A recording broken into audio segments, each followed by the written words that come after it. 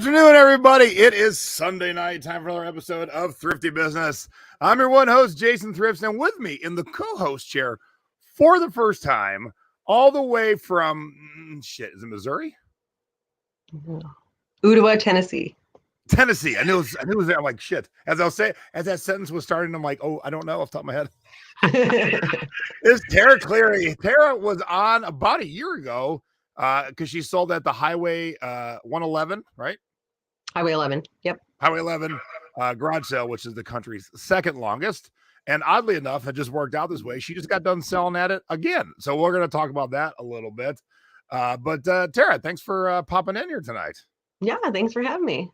Heck yeah. I mean, look how nice her background is, everybody. I mean, that shelving unit, the things on the pegboard, things for sale. She's got it nice and organized. I'm in awe. I am in awe. Well upgrade from last year. Well done. All right, let's introduce our guest here. Now it's time for Jay's Tiki Talk. Each week, I drink a different rum out of a different tiki mug and try and match it up to my guest. So, oops, do I have Kathy on the wrong one? Hold, please. Kathy, is this the right one? Yes, are you there, Kathy? Hello? There we go. Okay, phew. How we doing? All right, so, Kathy's hand is huge. My volume! Did you lose your volume again? Yes. Okay, so here's my thought. I know your phone's in a holder. Is the holder on the volume button? Because we've all been there where we stuck our phone in a holder and it pushed the volume down. Because if you, funny thing is, we couldn't hear Kathy earlier. If she can't hear us, it's gonna be a weird show. Tara and I are just gonna be like, "Hello." Yeah, my sign language skills aren't very good, so start writing a lot of notes. Yeah, pen and paper. Can you hear us, Kathy? Yes. All right. Now I can. Truth be told, I did not prep a rum because I totally spaced because the mug I want to use has been on my desk for over a week. And then just as we were starting, I'm like, oh my God, I didn't make myself a cocktail. So I have zero rum. However, tonight, Kathy's going to talk about yarn and who, or I should say what, likes to play with yarn. We all know cats do. And my newest tiki mug is a bobcat in a tree stump. And the best part is the straw goes in his butthole. Oh my God. So I figured tonight's the night to show off the new mug with the butthole straw. Oh my gosh. That's funny. That's hilarious. I wish there was a drink in it, though. I absolutely spaced on that because I've been dying to share this mug. My friend made it. My other friend designed it. And I think it's so playful and fun. And that's considered tiki? Yeah. So this is the Tiki Bob mug. And Tiki Bob wasn't the first mug, but it's the mug that's most recognizable. And so a lot of people use this face in other mugs. And so their idea, they're doing these cat mugs. Their idea was this bobcat got his head stuck in a stump that happened to have Tiki Bob on it. So, just a lot of fun, not traditional, but fun. And I totally dig it. I wish it was full of rum right now, but so no rum tonight, just water. So do you have anything, Tara, tonight? I'm with you on the water. Yeah. Kathy, you too? I'm actually drinking carbonated water. All right. So of the three of us, you are the fancy one tonight. With a dented cap. All right. So Kathy is here to talk about yarn. She was on about a year ago too, which is odd enough. We didn't plan it all this way for both of you. But talking about fabric last time, talking about yarn this time, I'm sure you can all see a pattern. Next time she's going to talk about motor oil. All right. So Kathy, sit back and relax, enjoy the show. And Tara and I are going to knock out some segments. I am shy. After all these years, I totally forgot to make the drink. I'm just like, all right. Well, I'm honored to be on the first show. All right, let's get to our scores, shall we? And now it's time for our scores of the week. These are the items that you should be on the lookout for when you're out thrifting. All right, it is tough to take pictures of mirrors. Yes. So I hung this on the wall and then at an angle, as you can see, I took a picture, so I wasn't in it. Yeah, the angle is always the key. So, oh, by the way, if you didn't see Tara on last time, there's this monster between us in her computer that shows up. So if you hear my voice being a little after the fact, we have no idea. So we just rolled it. So where'd you find it? What'd you pay? Local thrift store. I actually found this out of like the area that they have mirrors and stuff. So somebody must have picked it up. It wasn't something that was easily I was able to research quickly, but I knew it had the mid-century modern style. I was like, this has got to be something. And so I ended up bringing it home to research more.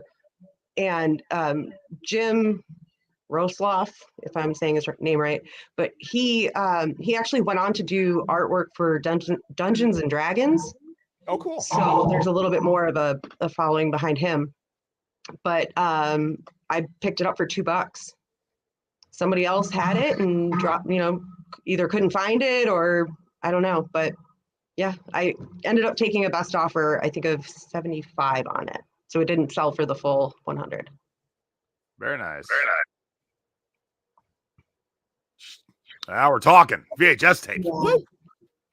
This I picked up at a flea market in Kentucky, $2. Sealed VHS is like really hot.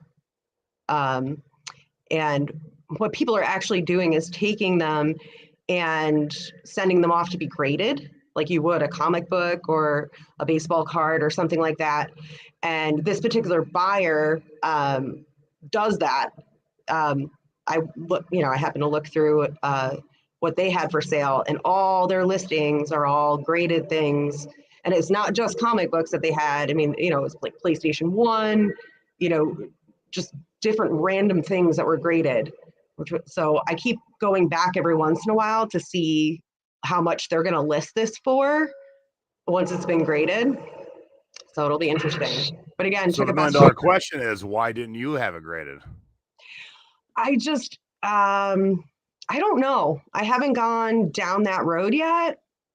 But maybe once I find out how much this guy's listing it for, maybe I'll find my next sealed tape and send it off. But I think also with the grading I think there's only one company that's doing the grading right now, and they're pretty backed up from what I hear. They're very backed up, but I had Kill Bill graded, and it got me $1,100 after I got it graded.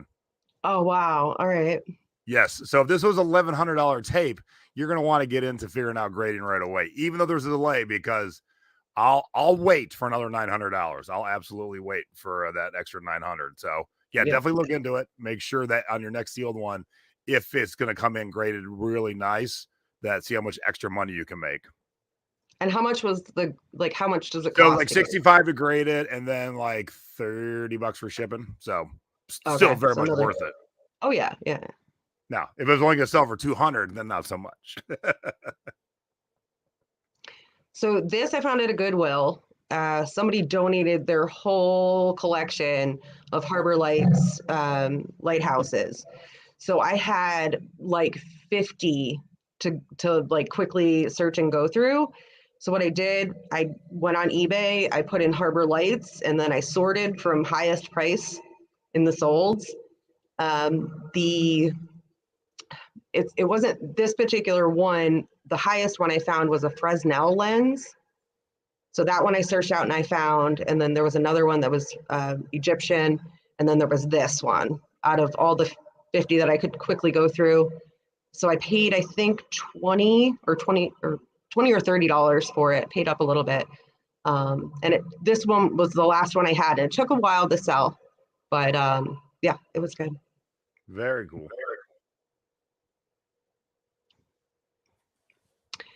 So this is interesting. I was helping another reseller out.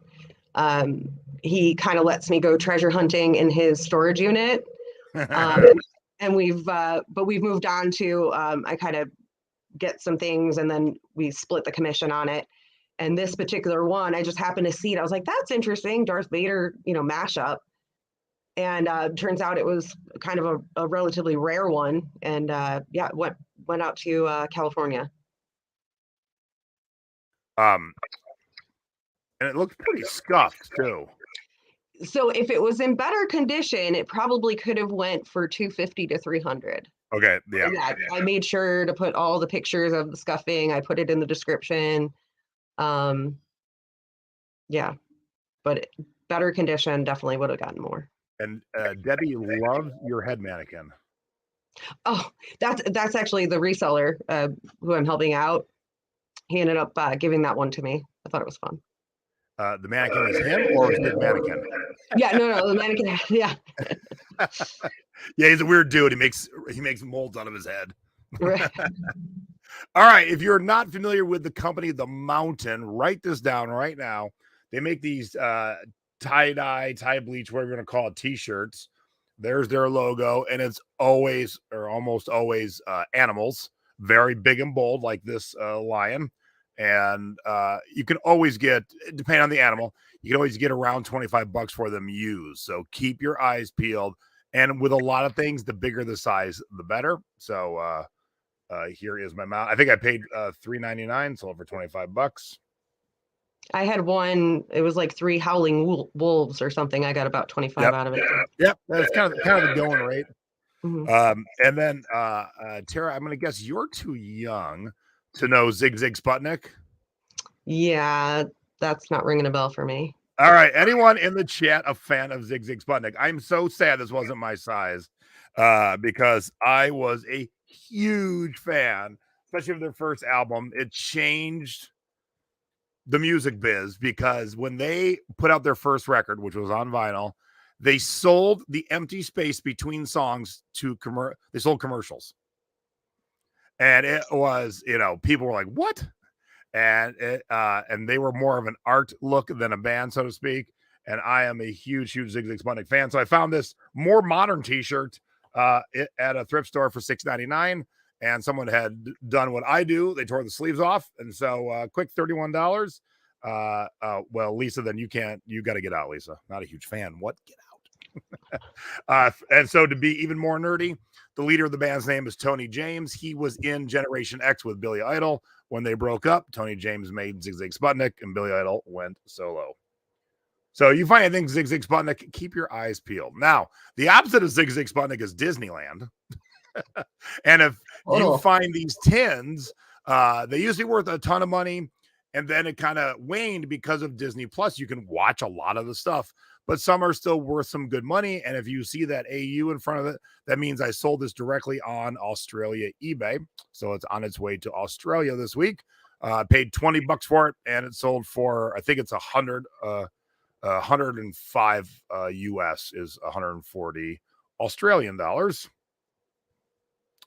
And my big tiki mug of the week. This is my buddy Kelly Merrill. He is the lead bartender at Trader Sam's. This was a mug made in his likeness. I am clearing out some mugs of my collection, and so this was one of them. I think when it was new, I paid $70 for it, and I just sold it for $325. So tiki mug collecting is kind of like getting gold because it'll appreciate in value. And I'm clearing out a lot of mugs that I'm going to end up making a lot of money on that. Initially, when I bought them, I was like, I bought it because I like it. And then I'm like, oh, it's going to make me a lot of money. So that excites me to no end. Making money excites me. And now it's time for our CD and cassette scores of the week. And as always, we start with flipping cassettes. All right, Tara, big Megadeth fan. Can't say I am. I'm more in the pop, R&B, rap, even hip hop. But no, I never really got into the heavy metal, death metal stuff. Megadeth, they're fine. I'm not a huge fan, but this album is incredible. Their best album, Peace Sells, but who's buying? But here it is on used cassette for $30. If you don't believe by now, then you just don't want to believe. Okay, there's no pixie dust that's going to make you fly if you don't believe that you need to start flipping some media. Speaking of,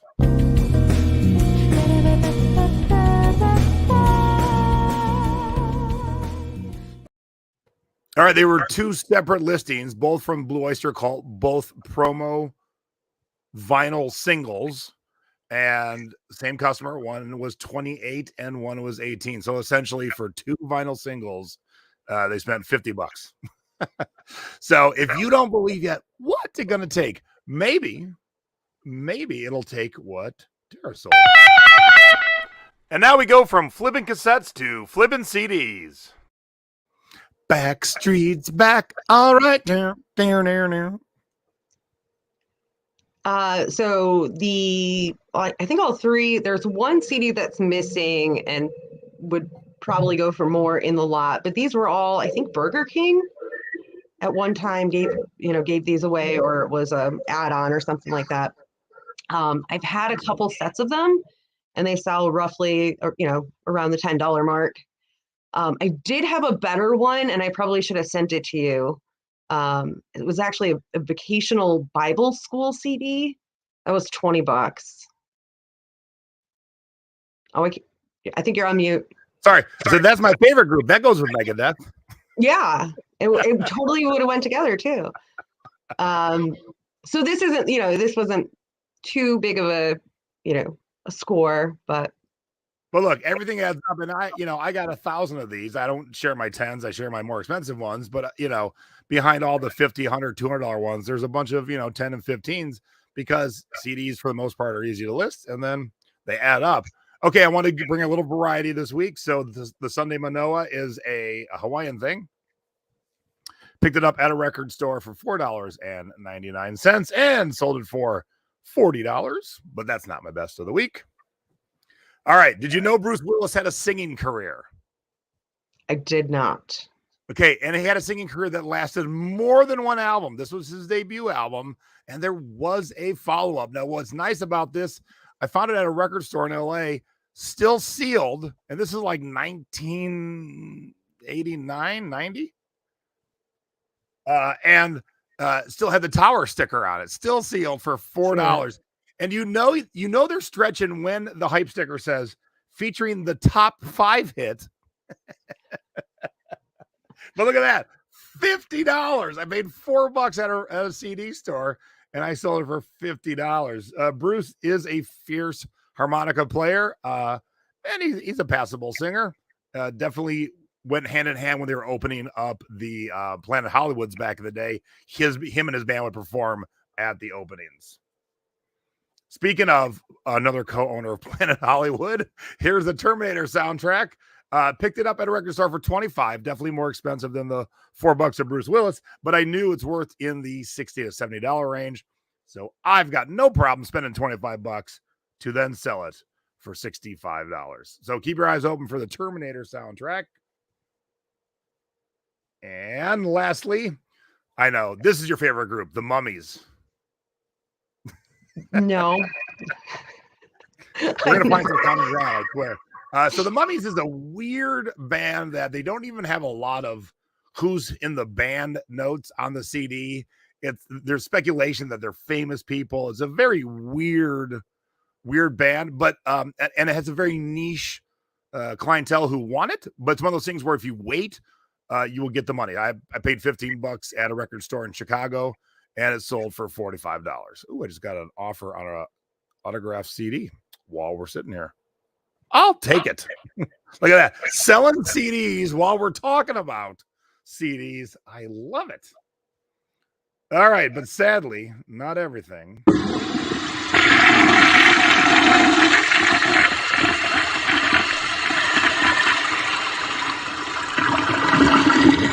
And now it's time for our duds of the week. Do not let our mistakes be yours. Oh, these seem so cool to me, though. They are. One of them, I think, was missing like a part. But yeah, I've had them listed for quite some time. Maybe if I lotted them with some other stuff, they would have done better. But I think I took an offer of $7. And I think that was including shipping. Oh, geez. Oh, no. Looks like That Plush. says 480 standard. Yeah. Uh-oh. I still think there's 4 available. Yes. This was so this isn't vintage, this is retro. Because, they're bringing everything back, right? Cabbage Patch, or not really Cabbage, Care Bears and the rest. But I remember Danger Mouse. I thought he never was like super popular, but I was like, oh, maybe. And yeah, I've actually have more than 4 available. If anybody's looking for a Danger Mouse, let me know. If you need 27 for parting gifts, call Tara. She's got you covered. But I source basically everywhere, and I think I found these at Ollie's. I don't know if you've got an Ollie's out there in Vegas. We don't. Bridget, one of my admins, she gets a lot of her stuff at Ollie's. Yeah, I've done there's a couple of things I've gotten from Ollie's that I did all right on, but yeah, they had a few of them, so I was just like, oh, let me grab a couple of them. I paid like $3, I think, for them. So yeah, I'm kind of hurting at $8.49 there. All right, look at that exciting sweater. The wrinkles probably hurt, but I knew it wasn't going to be a big one, and I took an offer of $8. It's one of those things that came in a box of mystery clothes, so I've already invested too much time in having someone take pictures and write the listing, so I just wanted it gone. Same with this utterly exciting Izod checkered shirt. Woo! It came in a box of mystery clothes, and boy, it was a mystery why would I even waste time listing it. Again, took a best offer of $8. Whoop-de-doo. Yeah. Getting rich, $8 at a time. All right, what's next? How about... And now it's time for Where in the World Did Our Stuff Go? If you are not shipping internationally, you are leaving out 7.3 billion with a B potential customers.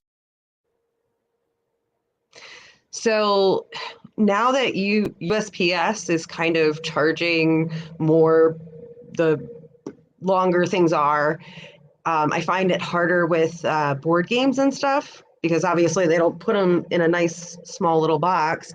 They're these huge, long, especially the vintage ones. So I've been parting the older vintage games that I have out, and I've made more money than I would if I sold the complete game. This particular one, the Masterpiece Art Auction game, just the money, just the cash for it went to Brompton, Australia. Nice. All right. So for the first time ever, I'm going to show the actual listing before I show where it went, because most people are not going to know what this is. I barely knew, but I knew enough to grab it. This is for the Scat Track staff for the IJSBA Pro Racing. And we all know what that stands for. Yes, that stands for International Jet Sports Boating Association, essentially old school jet ski racing. So this was a staff shirt from some event, probably late 90s, and it is currently on its way to Lopburi, Thailand, which is a landlocked city. And so a staff shirt for a jet ski event in the United States from like 30 years ago, someone in Thailand goes, hey, I need that. So that's why we encourage you to sell everywhere, because you never know. I would have no thoughts if this was going to go international. None. And you might think, oh, maybe it's an American living in Thailand. Nope. The name was definitely Thailandish. Thai. The name was definitely Thai. It was not like Brian Johnson. It was definitely a Thai name. And so I'm like, wow, it's amazing what people want around the world that we have to send to them.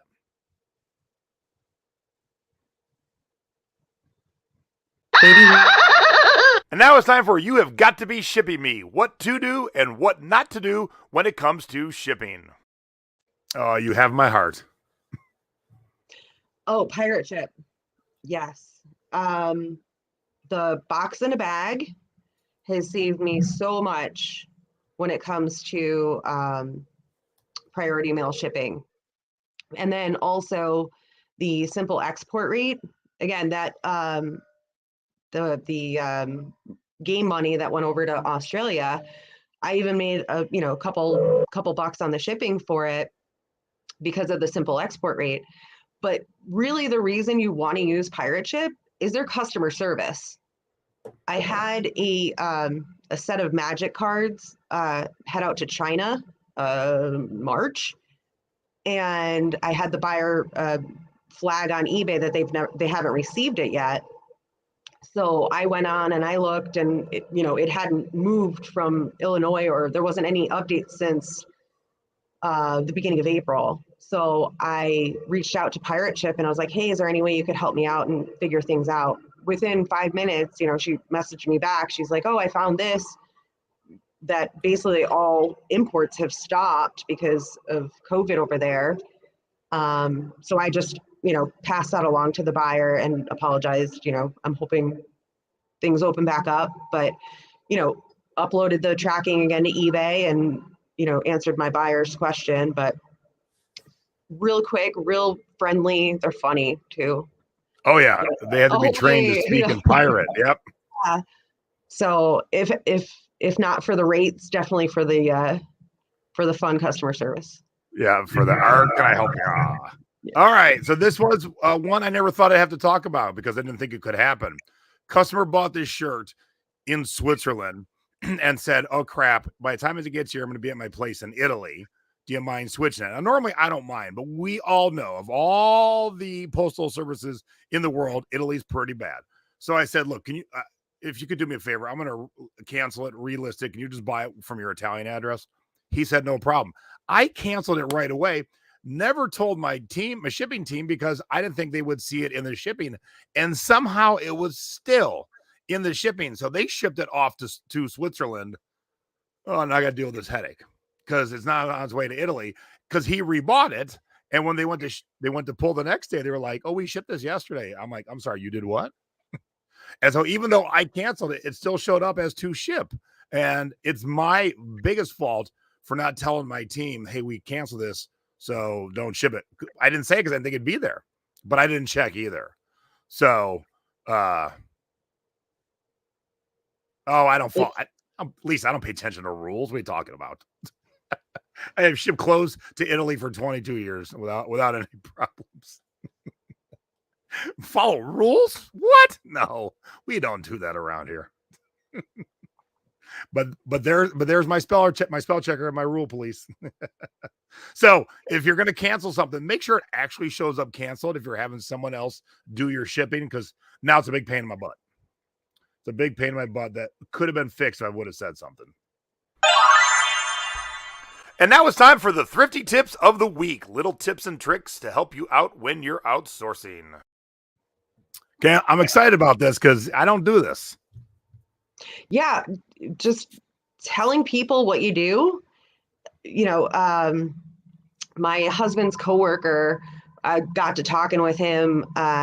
He came over last weekend for dinner, and we were talking, and I brought up, Star Wars figures and like other different things that I've sold and whatever. And they're getting their house ready. They're going to be moving out our way. And he's like, yeah, I put a whole bunch of stuff, to the side for my wife. And I told her to throw it out. And I said, what? It's just the toys from, when I was a kid. I've just been taking it from place to place. And I said, okay, tell her to save the box, bring it with you.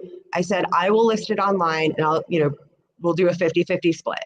And so had I not been talking about what I did, a whole bunch of Star Wars, like old vintage toys would now be in the dumpster in South Carolina somewhere. You should tell every person you sold it to, by the way, this was almost in the dumpster. So yeah, I think I should add a note, right? For your collection.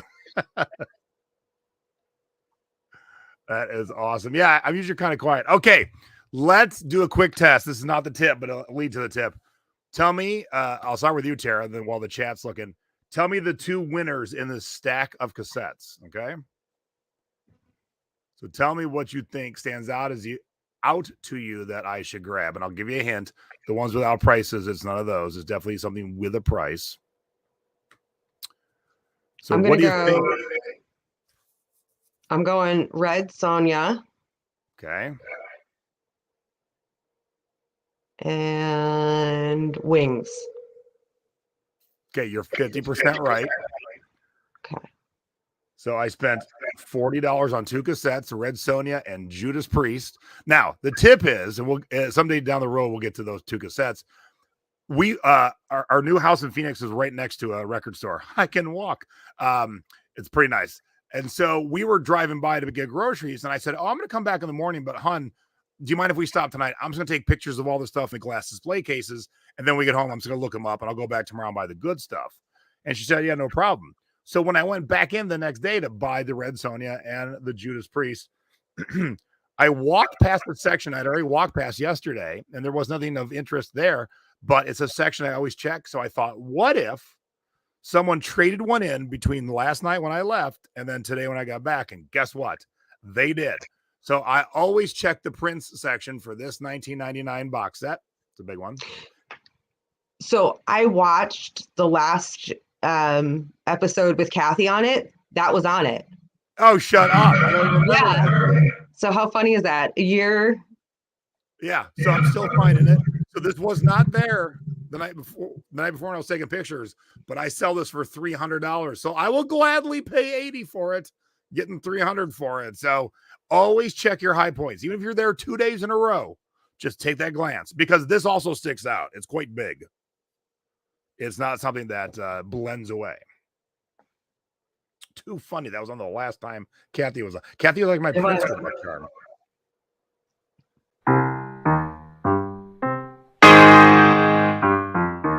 And now it's time for our online selling tips of the week. It doesn't matter if you're selling on Etsy, Depop, Mercari, Poshmark, or eBay. These are little tips and tricks to help you when you're selling.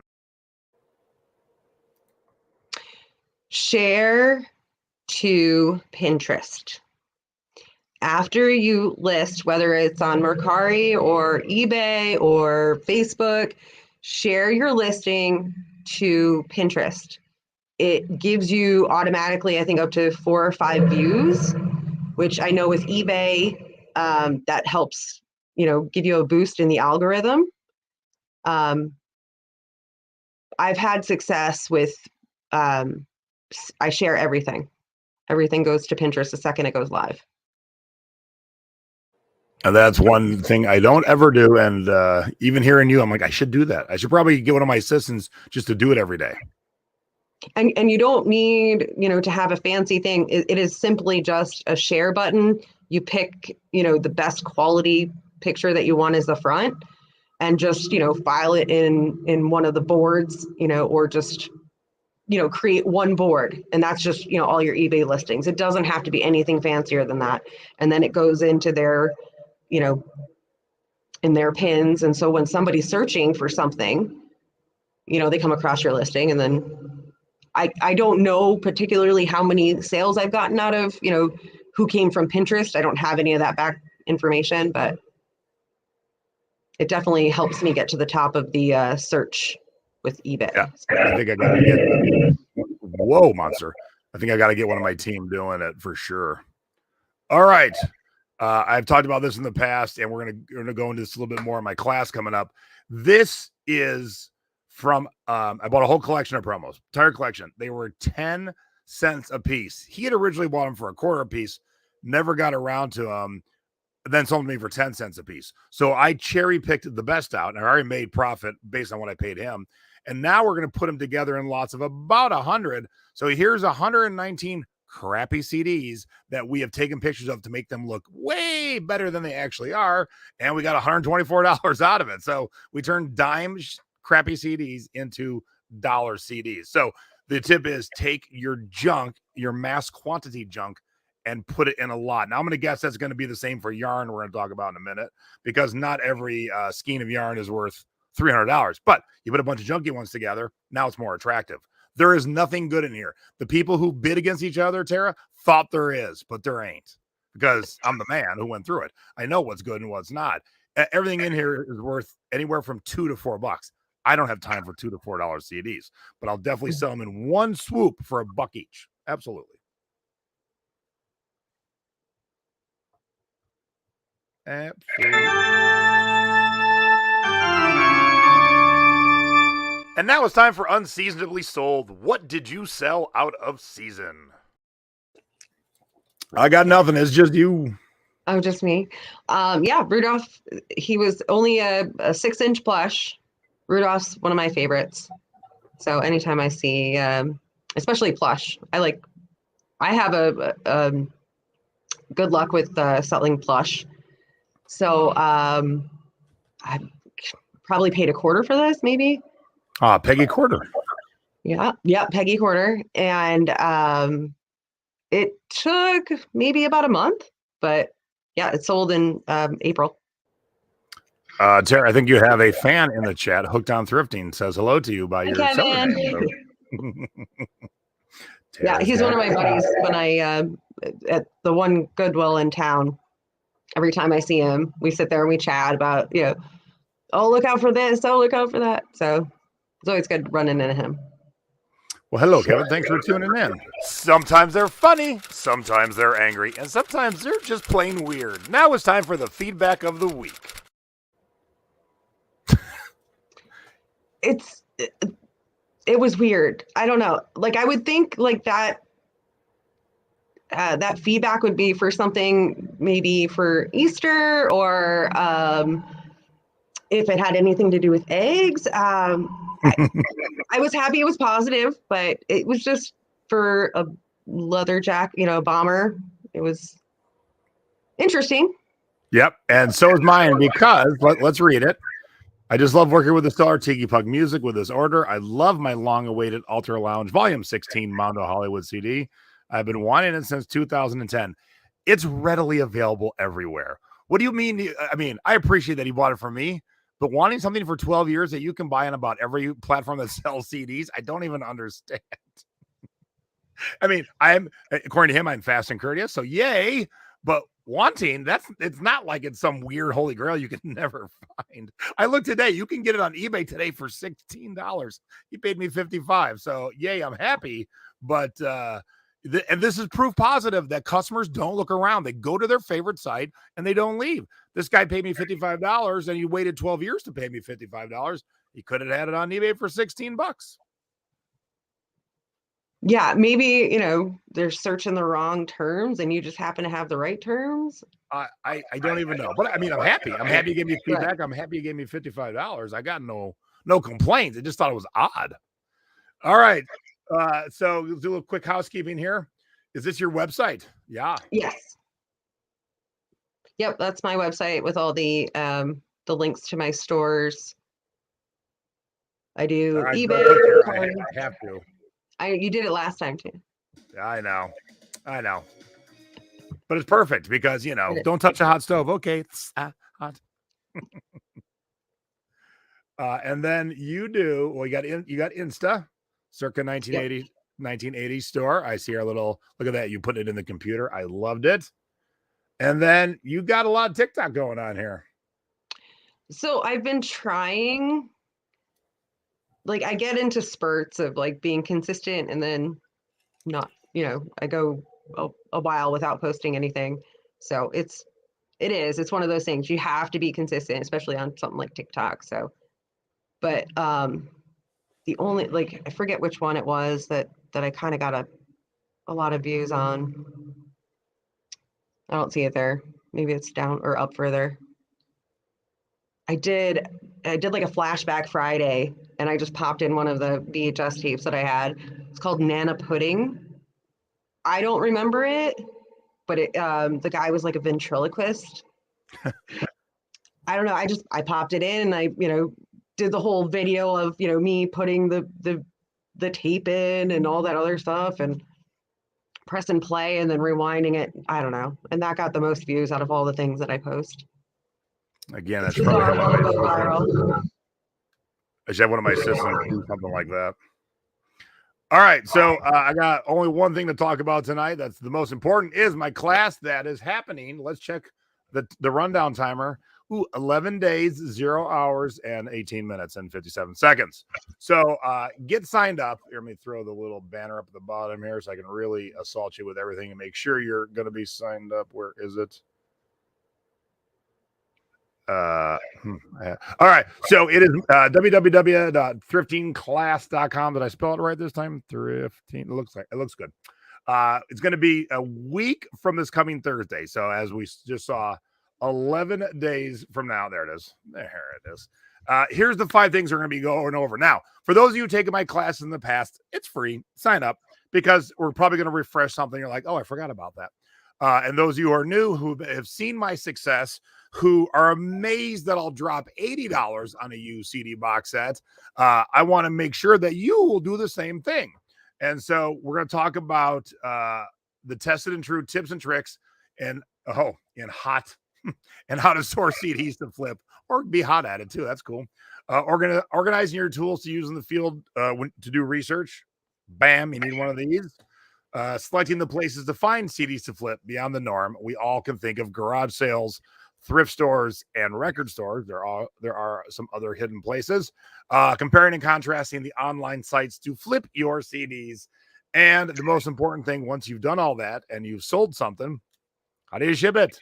All right. So Thursday night, that is May the 26th. Yes, May the 26th. Thriftingclass.com. Intro to flipping CDs. Everyone join me. There will be a Q&A afterwards also. And there might be some more fun to come during that. So join us, won't you? Now, do me a favor. Thriftingclass.com. Put that on your socials and ask your friends or tell your friends, hey, Jason's the man. He knows his CDs. Come take this free class because, look, you're in the thrift store. Tara's picking up all the pop culture stuff. Kathy's picking up all the yarn and the fabric. Debbie's picking up all the books. But in that store, just nearby, is a rack of CDs. And so while you're there, you might as well pick out the $50 and $60 CDs that are usually $1.99. So sign up right now if you haven't done so already. There will be a replay, but when you can tune in live, I do answer your questions and stuff, and there might be a prize or two. You never know. When you signed up, it showed a page with a different language.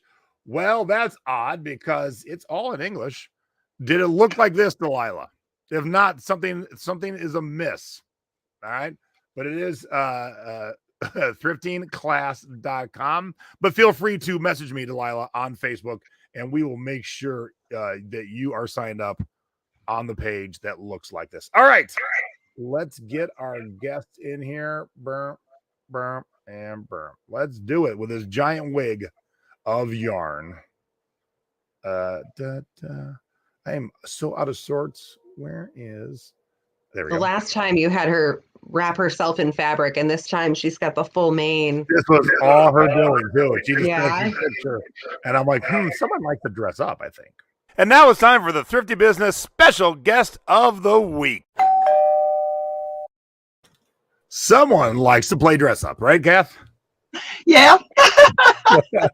But I mean, of all the guests, some guest pictures we just take from their Facebook. Some send us actual pictures. This is the winner of all of them we've done over the years. I'm like, dang, that is like, because it makes you look twice. You're like, wait a minute, is that her hair? Like, what's going on? That is awesome. I feel like Wilma or who's the other one I was thinking of? I don't know. There's somebody with really Marge Simpson. I love it. I was getting Cabbage Patch vibes. All right, so let's remove your big ass hair for now. This way, there we go. All right, so too funny. So Tara said, "Hey, let me see our guest." I said, "All right, well, here's the episode she was on."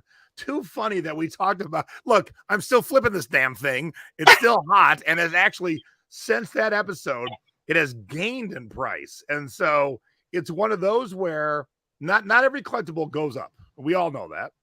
But I'm now mad that maybe I should have just sat on the ones I found a year ago because I was flipping them for like 175-ish. And now I'm pushing 300 on all of them for the same thing. And they're not super available, but I can find them all the time. That's my second one in the last month.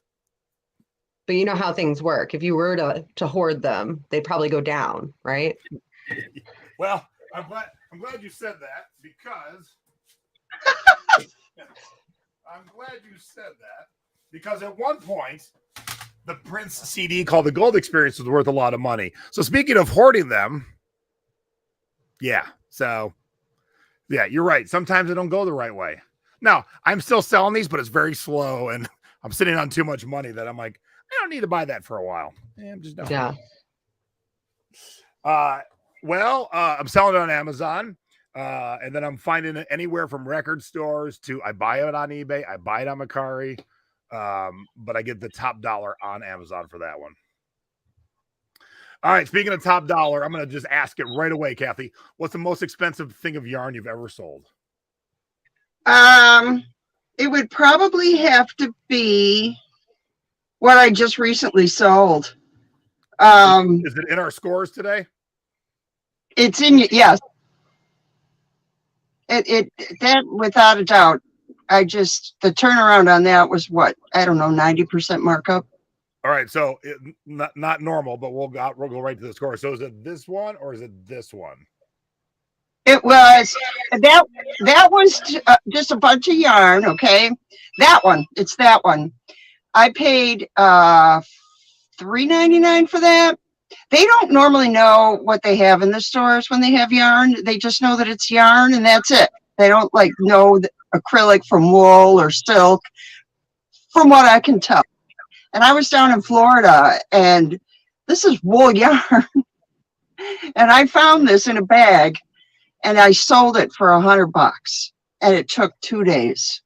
And I could have probably gone higher, but my guilt started going, you only paid $6 or whatever it was, you know. I know we're going to do an intervention. Look, guilt should have no place in commerce. Let me tell you right now. Now, to a degree, if you have a bare necessity to life that people need, that's one thing. Yarn ain't a bare necessity. CDs ain't a necessity. Tara's pop culture toys from the 90s, not a necessity. So don't ever feel bad about making money. You put the effort in. You put the knowledge in. You put the effort in. True. But I also wanted a quick sale because it takes up a lot of room, this amount. So I've been doing a lot of LIFO, last in, first out kind of stuff, which is, not too good. At least I'm getting rid of the stuff I'm bringing in lately. So, and I really have been piling through the stuff I brought in lately, which is great. So, but this definitely sold quickly. Tara, have you sold yarn before? I haven't. No. So I have 2 bags in the garage that I bought a long time ago and then forgot to deal with. And I just realized, I'm like, I still have 2 bags of yarn somewhere. And now it's been like 3 years, 4 years. So now I'm wondering, do I have some good ones in there or do I have to put them all in the lot because they're junky? That's what I'm wondering. I'm excited to go dig them out now because of you, Kathy. Yeah. So here's what I'm finding. There's a lot of different fibers in yarn. There's acrylic, there's wool, there's cotton, there's silk, there's mohair, merino, yak. I mean, there are a lot of different fibers in yarn. The nicer the yarn fiber, the more likely you are to get some very good dollars from it. Acrylic is okay. Older acrylic, what started this all was me making some kind of Facebook comment about yarn selling, and a person put in their yarn that they were trying to sell, and it was like this old baby acrylic yarn, and they were trying to get a lot of money for it, if you ask me. And it just doesn't sell that well. I mean, yeah, you'll get somebody who wants to make a baby blanket and they need the yarn. And with COVID, a lot of people are buying online rather than going to the store, especially because a lot of times yarn takes a back seat in the craft stores, like to the fabric and the plants and other things. Like Michael's only has a smaller section. They've decreased their yarn area, and so did Joann's. I don't really go to Hobby Lobby anymore, but I know that they had a decent selection of yarn. But a lot of people do like to buy yarn online, and there's basically 2 different kinds of buyers. There's the stasher, and then there's the project worker. And the project worker is going to want to get maybe the exact yarn that is on the pattern that they're looking to to knit or crochet. But then there's the stasher. And if you'll notice my other big, huge sale that I got, I sold like $173 worth of yarn to somebody that I paid $10 for, just because she was bulking up her stash. She bought every color I had except for 2. So she... And you couldn't talk her into the last 2? Come on. Yeah, well, the ones that I had were all like these singlets. So if you'll, see on my good one that I have a bunch of different singular yarns, balls, and those were the ones that I only had one of. And then I had put the other ones that I had multiple balls of yarn in a separate listing. But she bought a couple of those separate listings, and then she wanted everything. She kept picking. And then she's like, you know what, let me just have all of it. If you can give me a decent deal. And I did. I struck her a really good deal, and 10 went to $173. All right, so you said something that made me think. Okay, so you're saying like places like Hobby Lobby, their yarn section is shrinking. Is that, I would assume that bodes well for us resellers who find good yarn, because if you can't get it where you normally get it, you got to go elsewhere, right? Well, okay, and here's the other thing. Hobby Lobby, Michael's, Joann's, they're going to have a very small selection of brand names. There is a lot of more yarn out there than what those stores carry. And the yarnies know it. They call themselves yarnies. And there's online is really where yarn sales are at, because you're just not going to be able to find the yarn in other places, in brick and mortar. Yarn stores, I remember you had some girl on 5 years ago talk about yarn, and she mentioned yarn stores, and you got flabbergasted that there were actual yarn stores. They still exist. There's not as many as there used to be, of course, like with a lot of brick and mortar, but they'll carry the ones that are more unique or more coveted, or more of a expensive yarn. So you can go to Joann's, you can go to Hobby Lobby, and you can get stuff that's on their discount pile and make some decent dough from that, because they'll give some decent discounts when they're putting stuff on clearance. And they'll do that in the collar seasons. Like right now, they may have their wool on sale still, but they might be all cleared out and it's still all cotton. That's another thing. The yarn in the stores usually is focused on, oh my God, my cat's in here, what is seasonal. But if you want to make a wool sweater in the summertime so that you'll be done with it by the winter time, and you want the yarn, you'll need to go online.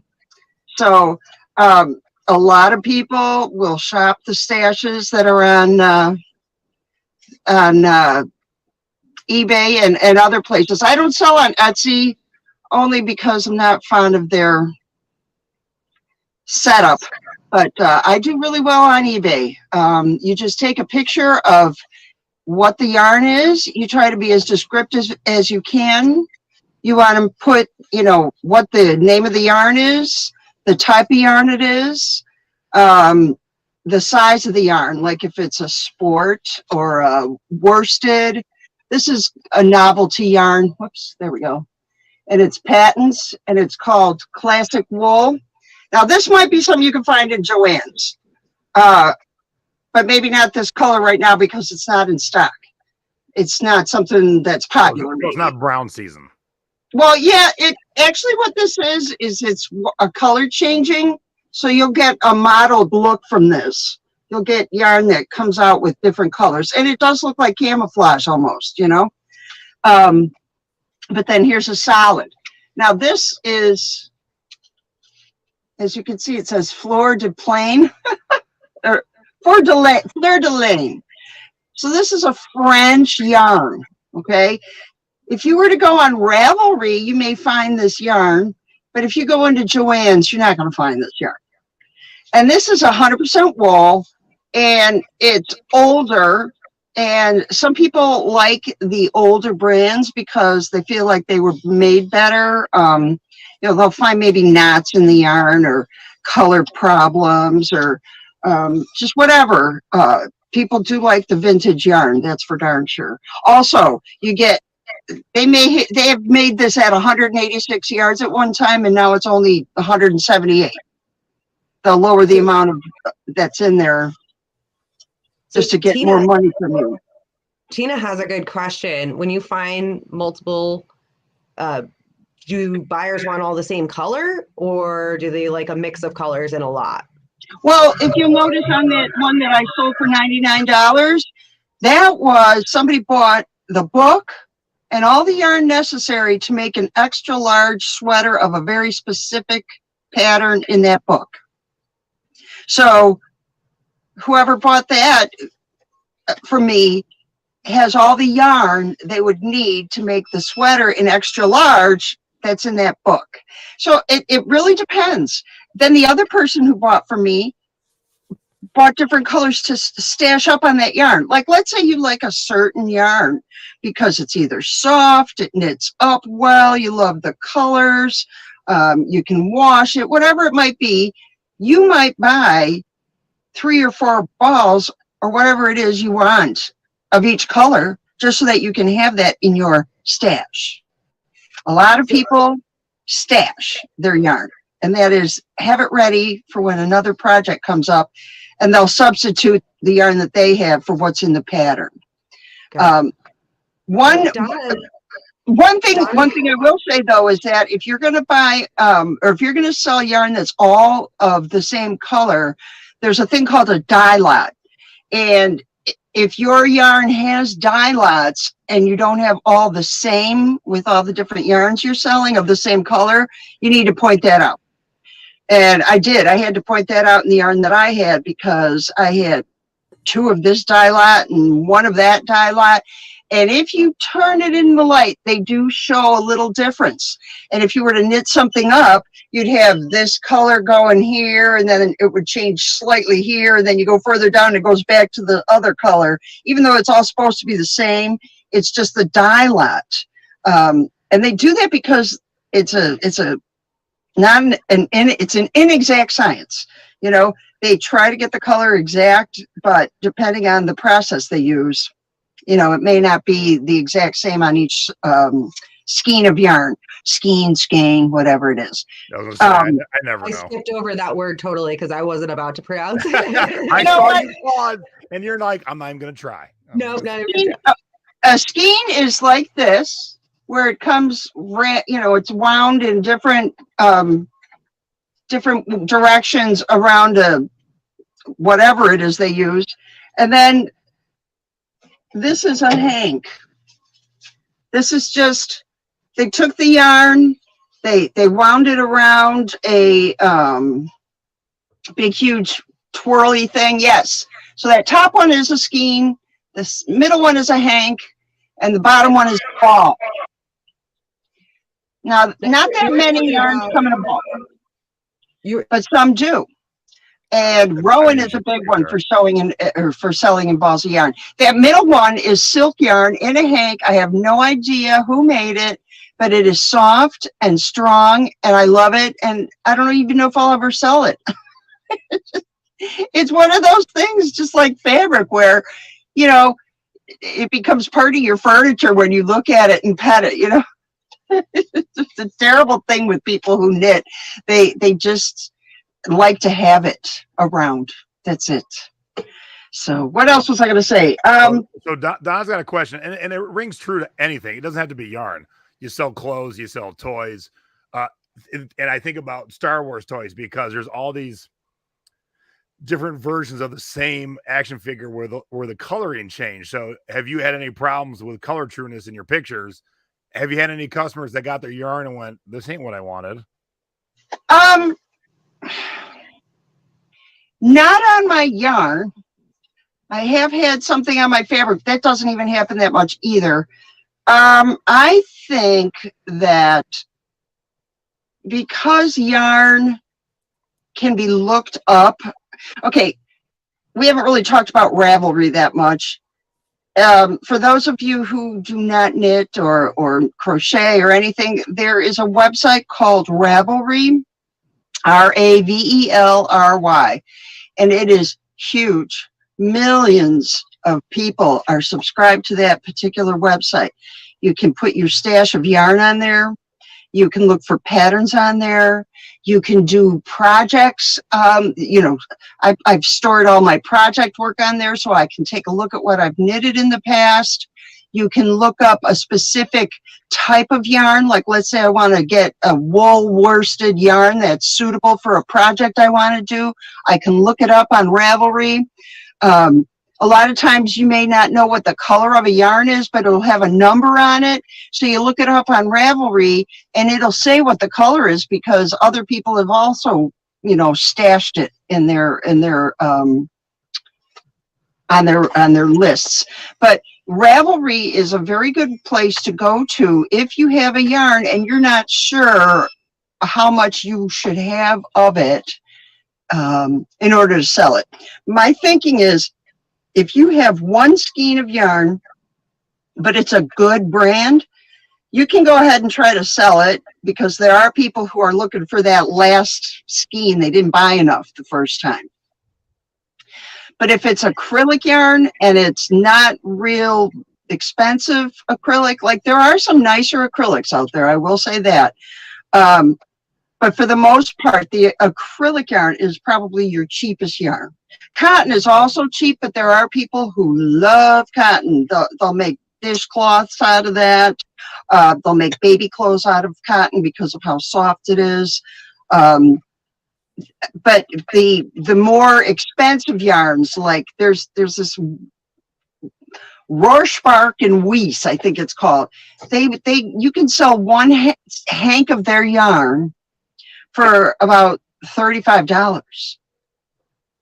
So if you manage to find that, which that's the thing, most places where you're going to find yarn that is secondhand is going to be mostly your lower end yarn. When I found that one that is on my score list, I've never found that type of yarn out in the wild before. So when I saw that, my eyes, what? And then looked at the price and I'm like, I don't believe this is happening. This can't be that low of a price. I didn't say a word. So I got it and made a lot of money off of it. But then, where was I going with this? The amount of types of yarn that people are looking for can vary greatly. They may want to make a hat. They may want to make a blanket. Those have two vastly different needs of yarn. Yeah, a hat you can get done using maybe just one skein and still have some left over. A blanket might take 10 of these, 20 of these. It depends on what you're doing, but your average size blanket is going to need a heck of a lot more. So it all depends on what you're selling. The first thing I would do is go on Tara Peak, see if that yarn is already up for sale. It's my biggest trick. I always take people's listings and use them as my own.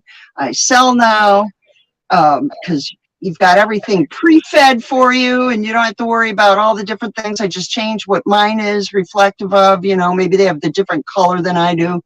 But it's a great way to look to see for pricing and how much people are selling of each kind and what's popular.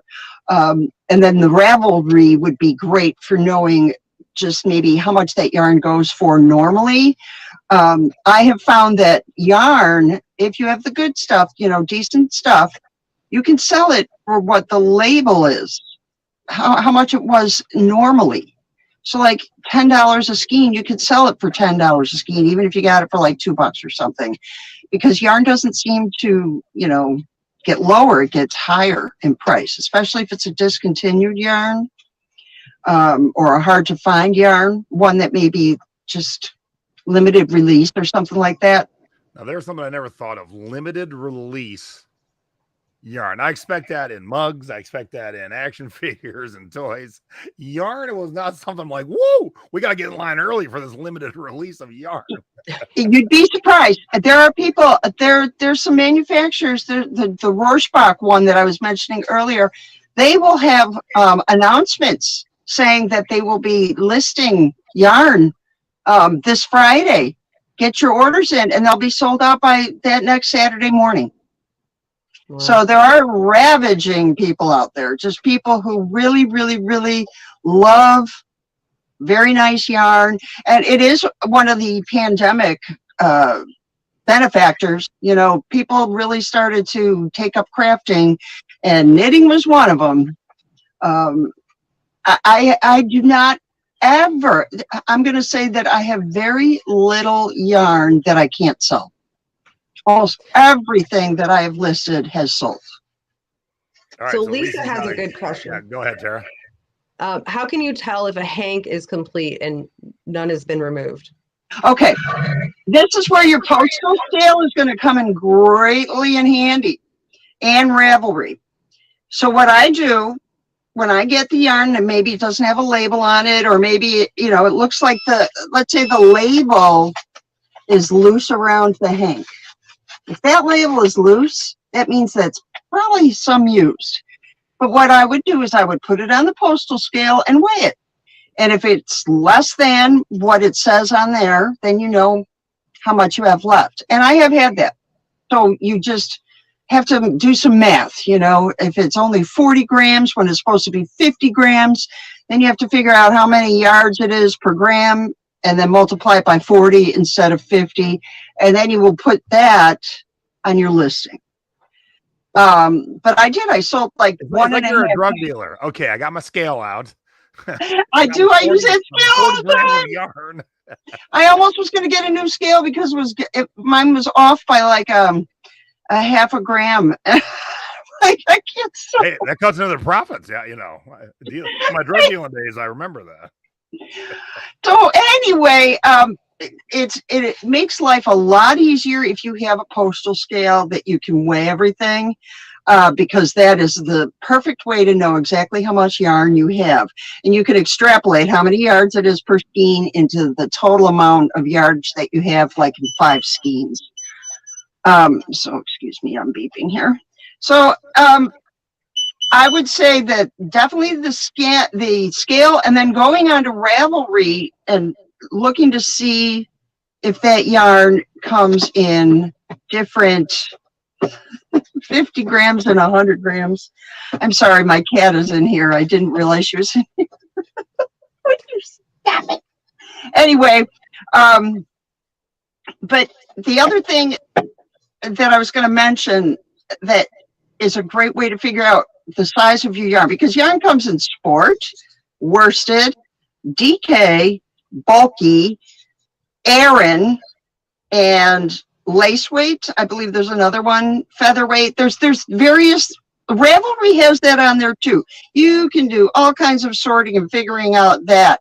But another way to figure out like the size of your yarn is what's called WPI. So like here I have this little ball of yarn, right? And it's left over from a project, so I don't have any use really for this right now. But if I sold it in a lot, I would want to know how much is there. You know, you can figure it out. But in order to figure out like the size of the yarn, you would do this thing called WPI, where you wrap the yarn around something like a ruler and get an inch's worth. Okay, so there's an inch's worth. And if you look, I've done it 1, 2, 3, 4, 5, 6, 7, 8. So this has an 8 WPI, wraps per inch. Yeah. A lot of people will want to know that because that helps them figure out what the size of your yarn is if you don't have it labeled. Like that could mean it's worsted, that could mean it's Aran, that could mean it's bulky, that could mean whatever you know it comes to. Some really skinny yarn is like 12 wraps per inch. So 8 is probably your worsted. I'm pretty sure this is worsted yarn. It's sugar and cream. But that's another thing. Even the cheap yarn, if you can get it for a really good price, you can certainly get a decent price for a lot of yarn. Like, let's, even if you have it just like in coordinating colors, if it's a nice yarn, meaning it's soft, it's not 70s plastic, it's not, I'm sorry to say this, but a lot of yarn from the early 70s up until maybe even the 90s was really kind of nasty acrylic plastic. Because that's basically what it is. It's plastic. But they have done a much better job of incorporating like wool into the yarns. Like you'll get an acrylic wool or a cotton wool or a silk wool. And that's basically because wool shrinks and wool isn't as stable. So the other stuff strengthens the wool and keeps it from shrinking, that kind of thing. So speaking of older yarn, crappy from the 70s, George said, when you see yarn at like an estate sale and you can tell it's from a long time ago, do the colors change over time, or once it's dyed, it stays the same? It can fade. Okay. So if it's poor storage. And another thing with older yarn, smell your yarn.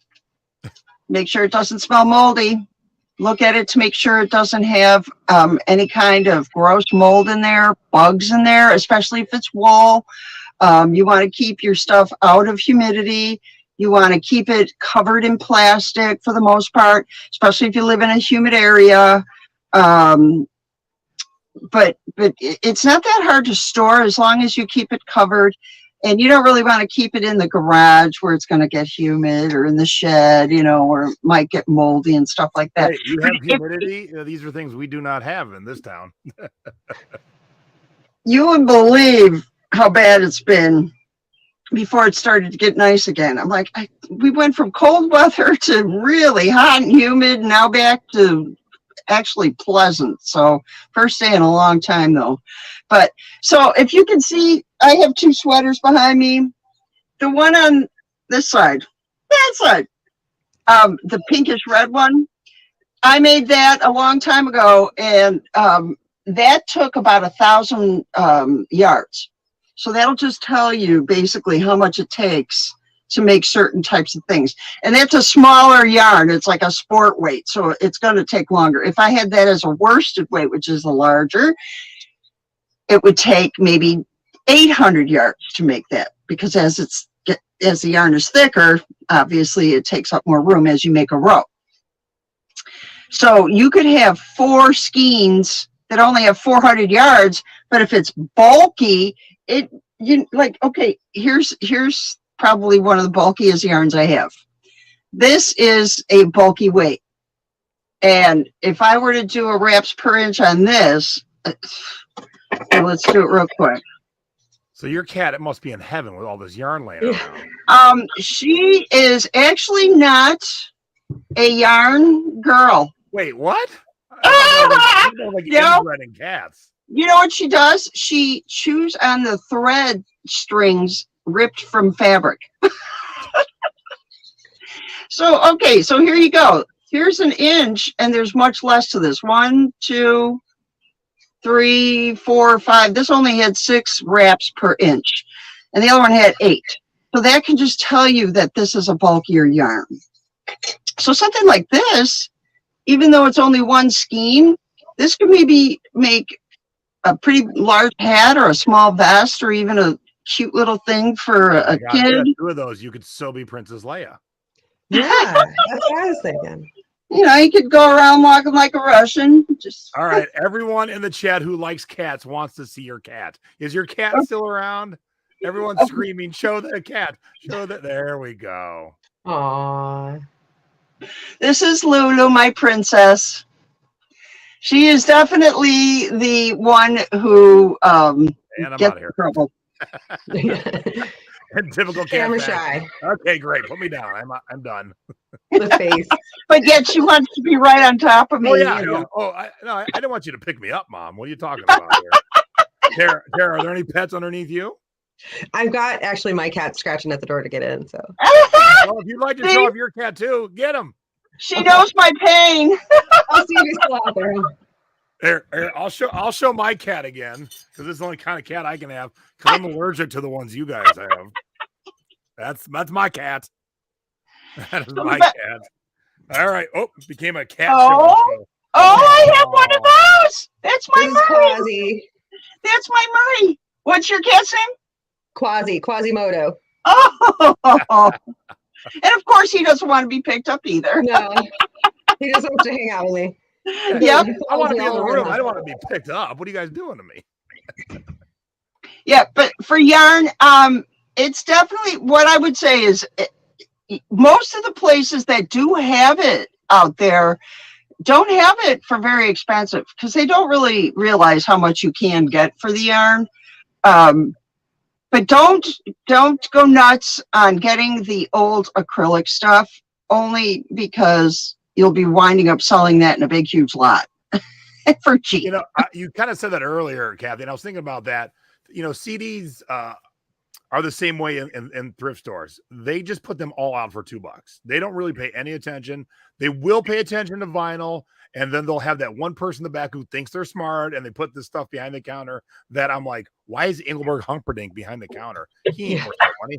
But the CDs, no one ever pays attention to. Same with the yarn. They're like, all right, the yarn goes in that one bin in the fabric section, and we don't even, $2, let it go. Right. And anytime I see wool, I will most likely buy it because wool sells for various reasons. People don't just knit. They also do crochet. They also do what's called tufting. It's rug making. That's become a big thing. And so also all the ancillary things like the needles, those can sell. But not the old ones again. A lot of people want the circular interchangeable needles. Those are much easier. It's where you have two needles with a rope that connects to them, and you can have your project lined up on this rope. If I was knitting right now, I would have something for you to show, but I haven't been knitting for a while. But the other thing is there's things that people use to wind the yarn. It's called a yarn winder. Those things can sell. Also, people do like, what is it? Weaving. People will use yarn for weaving rugs and things like that. So you can also find yarn that's for the wool making. Comes in very small, like it'll be in a circular with just small yarn pieces. And that can also sell too if you want to sell that in a lot, because you can also get that for super cheap. Like I think I paid 50 cents for a bag of yarn one time, and I sold it for $24. It's crazy how much profit you can make based on how small amount they want it to sell. Weight to ship. I mean, you look at the robot behind Tara, and that would be, that'd be some heft. But yarn, you just throw in a poly mailer, and away it goes. Yarn is easy to keep. Still be under first class, I'm sure. Yarn is easy to keep. It's easy to store. You can crush the crap out of it. It's not like you have to worry about a coffee mug getting broken or anything. Words to live by. and shipping is super easy. All I do is I have a Mylar bag, and I don't put it in any kind of special thing other than that Mylar bag. And I just make sure that all the seals are closed, so that if the bag accidentally gets dropped in water or something like that, there's no leakage into the yarn. It's the only thing is you don't want yarn to get wet. But that's about it. That's why I would never really big. Pardon? You drop that big ball of yarn in the water, it'd be like this big now? No, actually. It's the blob. Look out. Oh, there's your wig. God dang, that's a lot of yarn. It's the most yarn I have ever seen in my entire life, in one skein. And I haven't taken out, this is actually a hank. But there you go. I'm jealous people who have hair add more to their head. Well, I already have enough hair, so when I have this amount, it's like, what? All right, so this is a pound of yarn. This amount right here is a pound of yarn. Crazy. All right. And I So only besides paid that, besides those 3 shots, you sent us 2 other pictures. And so what are we learning in this shot? So this basically is an average label. It's telling you how many ounces is in the yarn. That's kind of a normal. Brown Sheep Company is a very good yarn company. It's a basic, so it's like what people would use to stock up on, you know. Cascade's another one, and Patton's is another one. People stock up on these yarns just to have, you know, in their stash. Then you've got the how many yards there are. And then it says that it's approximately 100% wool. And the only reason why it says approximately is because this is one of those places that, you know, the yarn is earthy. It might have some chunks of other crap in there, but it's not like actual crap. That's what I was thinking. No, but you know, like maybe a twig or something else that didn't get caught. But because this kind of yarn is more roving than it is twisted, which is roving is where you take yarn and you don't twist it. It's just this big long string that's pulled, ready to be twisted into something. Okay, so then, this here, okay, this one, okay, yeah, and then this also gives you the color, strawberry, and then the lot number. So that's your die lot, 012. If I had more than one die lot and I was trying to sell them, I'd make sure I noted one's R10, one's 02, whatever it might be. Then it's telling you where it's made. All these things I would want to know when you go to put it on your list. Okay, this one is the back of the ball of yarn. And this one tells you that it's, you know, it shows you what it is. It's 100% wool. And then it's got all the various things you can do with it. You can wash it, you can iron it, use these various needles. It's new wool.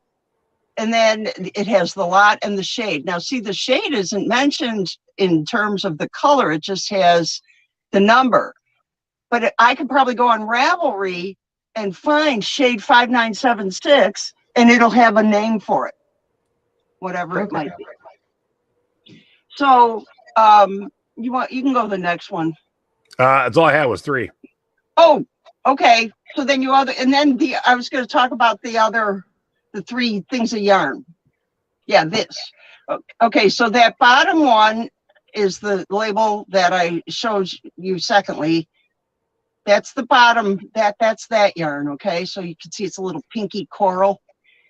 And then the middle yarn, I don't have any idea what it is, except that I know it's silk because that's what somebody told me it was when I bought it, and I believed them.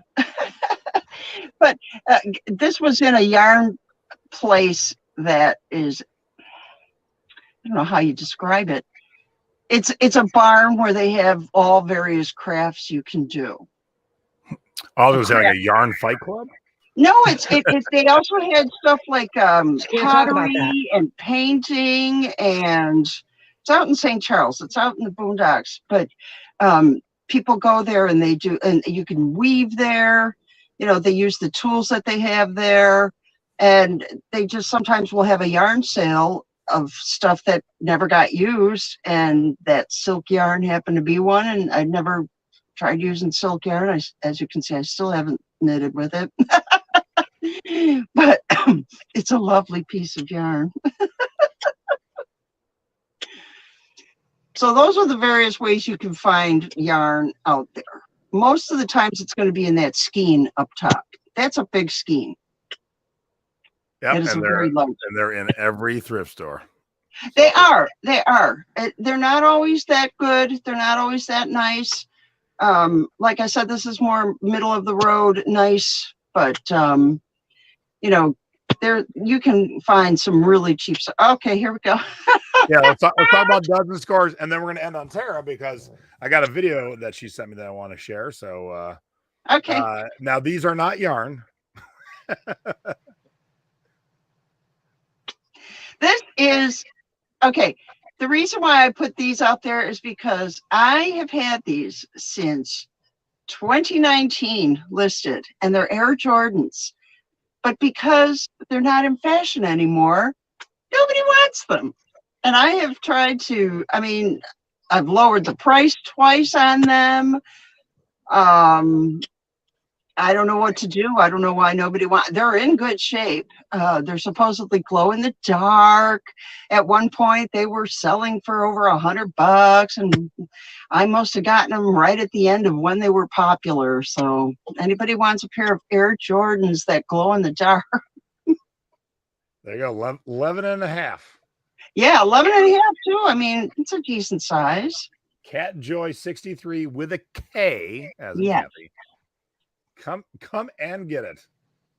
All right, it must be a Nike shoe day. Yeah, the other one, oh my God. I thought that these would sell because golf shoes, you know? I mean, they're cheap. I have them for very cheap. These go for a lot of money as well. And for some reason, nobody wants my golf shoes. Oh, Jesus. Anyways, yeah, so those are my bummers, my duds. Now we talked about this lot. Yes, that was my big score, big huge score. And this was from Florida. That's the biggest thing. Somebody in Florida wanted all that yarn and you make this? Oh, good gosh. Yeah, that is I never do that in a million years.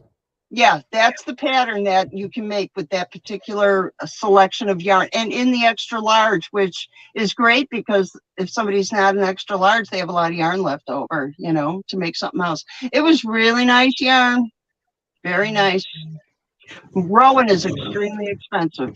These skeins, these balls here, those were going for $10 all, and they're only 50-gram balls. They're not even like that big a ball. But like I said, somebody wanted all that I had. She took every single thing. All right, so Angelique has a tip for your cleats, your golf shoes. First picture needs to show the bottom if it's plastic or metal tips. The first pic? Yeah, so what I would do is take the first pic you have and collage it with a picture of the bottom. Okay. So show the shoes as you would regularly along with the cleat on the bottom. Yeah, because I even looked to see if these shoes were selling at all, and yeah, there are some. Maybe I didn't sell them that great. Oh, this was a great one. I went up to a woolen mills up in Bemidji because my kids used to go to camp up there, and they were selling out all their woolen plaids from Pendleton. So I probably paid $24 for 10 yards of fabric, and I made probably over $100 on that, just selling it in half yards here and there. Nice. Yeah, I mean, that says only $11.99, but that's one customer. I had, what does it say, 11 sold? Yep. Yeah, everybody, yeah, I sold all of it.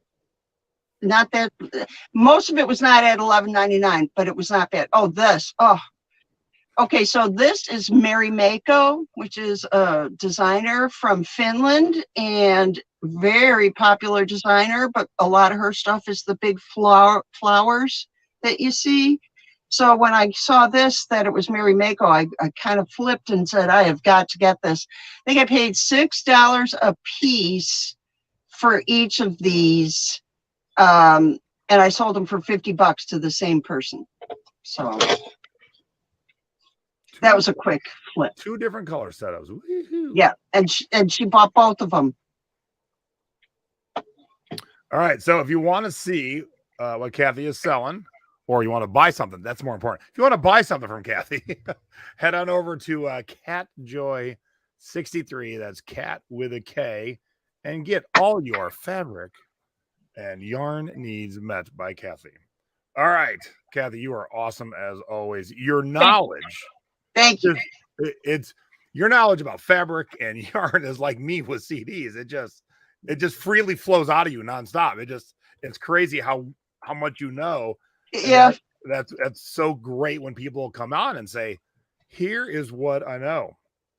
I'm a digger. I dig into things, man. If I kind of go nuts. All right. So we're going to end, not normal, we're going to end on the co-host here because yay, you just sold at the Highway 11 sale this weekend, right? Yeah, it was, I did Thursday through Saturday this week, or yeah, and I didn't go Sunday. That was a lesson learned from last year. If Is this you in the pink right here? Yes, that is my tent. Your mom, the last time I was on, your mom was loving the tent.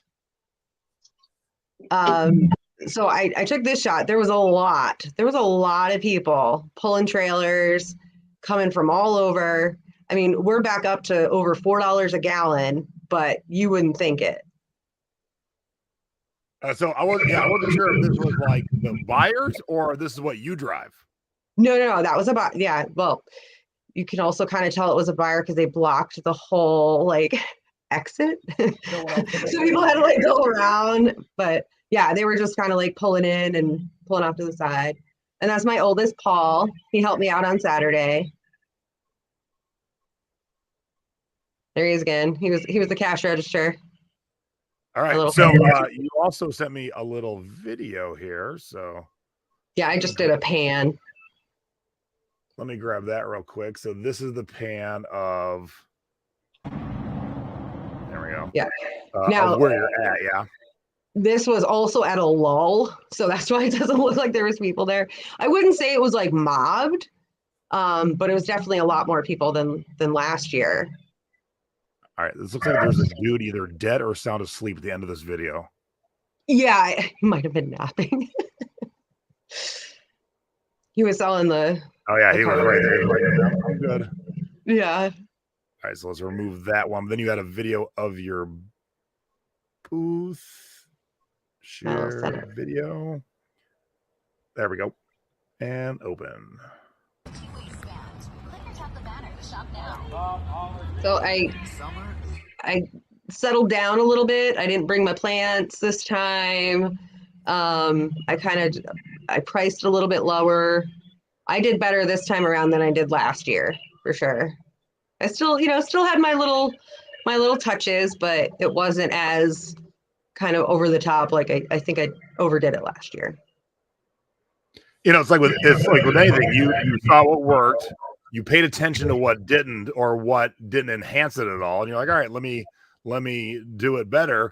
And like my mom, if she ever has internet back and we do another show next week, she vended at a flea market where they moved the locations where it used to be, and so they were going to get some foot traffic of people that weren't into tiki at all. So she brought some other cool things that fit in the tiki booth but had nothing to do with tiki, and she goes, did my best weekend ever, because she knew that, she was smart. She thought about it. It's like with anything, you think about, okay, what's different this time, or what could I do better to sell more. So worth it though, Tara, to do it.